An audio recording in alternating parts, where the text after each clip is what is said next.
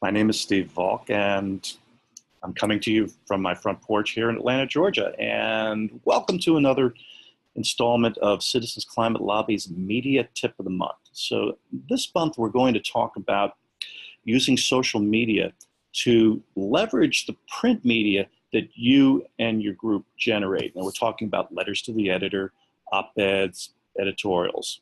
Now usually what we do when we generate media, we file a field report about it, and we then share it with the liaisons in our group who then share our media with the congressional staffers that they communicate with. Well, we can get more mileage out of our media by using online tools like Facebook and Twitter. How do we do that? Let's look at Facebook first. I had a letter to the editor that was in the Atlanta Journal-Constitution last month. It was about Tesla rolling off the assembly line, their Model 3. Seemed like a good opportunity. So let's take a look at the newspaper's website for that. Now, as you see here, and this is typical of most newspaper websites, there's a link to share it on your Facebook page, right up here. So I'll click that link to share this page on my Facebook wall. Now I'll go ahead and compose my tweet. I'm sorry, my post on Facebook. So here it is. I've composed the post for Facebook. And the nice thing about Facebook these days is that you can tag people if you want them to notice your post. So I'd like my Senator, Johnny Isakson, to notice my letter. So I'll go to his Facebook page to see what his tag is. So here's Johnny Isakson's Facebook page. There's his tag, @Isakson. Okay, then I can add that tag to my post, which I've done here. I typed in @Isakson and boom, it comes up. I've got him tagged in my post, and I can go ahead and post that to Facebook. So another thing that you can do on Facebook is that if your chapter has a Facebook page, and most chapters do, you can ask the member of Congress who manages that Facebook page to post your letter with a request to share. Now here you see we have a Facebook page for the Georgia Citizens Climate Lobby. So I can ask the manager of that page to post that letter, and by doing this, I can widen the reach of my letter on Facebook. Okay, well, let's go over to Twitter now and see what we can do. This is my personal Twitter page, as you see. And for those of you who aren't on Twitter or are new to Twitter, I really recommend that you sign up and start using it. Now, I'm not going to go into the whole tutorial of what to do with Twitter, but if you want to learn more, go to CCL Community. You'll see a link for social media. But right now, though, we're just interested in using Twitter to expand the reach of your print media successes and get them in front of your members of Congress. So let's talk about expanding your reach first.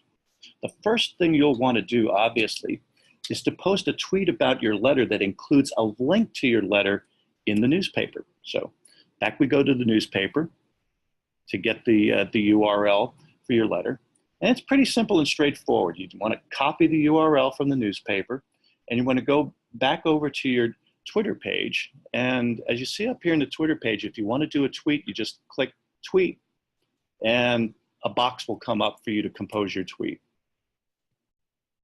So you'll notice here that after I composed my tweet, I added a couple of hashtags here, hashtag climate and hashtag EV. And the reason I did that is because even if I don't have a lot of followers, if I include those hashtags in my tweet, the people who are following those hashtags will end up seeing my tweet. So before I add my photo, there's something else I want to do. I want to tag my members of Congress so that my letter will show up in their Twitter feed. I can do that by putting their Twitter handles in my tweet. What I'll do then is search for my representative and one of my senators on Twitter to find out what their Twitter handles are. Here we go. I've got Congressman John Lewis. His Twitter handle is @RepLewis. I got Senator Johnny Isakson. His is @Senator Isakson. So once I know their handles, I'll go back to the tweet I'm composing and add those handles to my tweet. As you see what I've done up here. Okay, so I've added those 2 Twitter handles to the tweet up here. And as I mentioned before, I also want to add a photo that will ensure that my tweet gets noticed. I'll click the picture icon in my tweet up here, and a dialog box will come up, and then I'll be able to select a photo from my hard drive that can be added to my tweet. And as you see down here, the photo has been added to the tweet. Okay, so I've composed my tweet. I included a link back to the newspaper and a couple of hashtags. I added a photo, and I tagged my members of Congress. Everything's all set, so all I have to do is hit the tweet button and fire away. So one more thing I'll suggest here is, and this will really add some more mileage to your Twitter, is that collect an email list of all the members in your group who have Twitter accounts. And then whenever you have a letter to the editor or an op-ed that you want to share and you're tweeting about it, you can send an email to them and ask them to share your tweet. And if you include a link directly to your tweet, it'll make them real easy for them to share that. It'll only take them about 5 seconds or so. So anyway, so that's the media tip for September. We'll see you next month.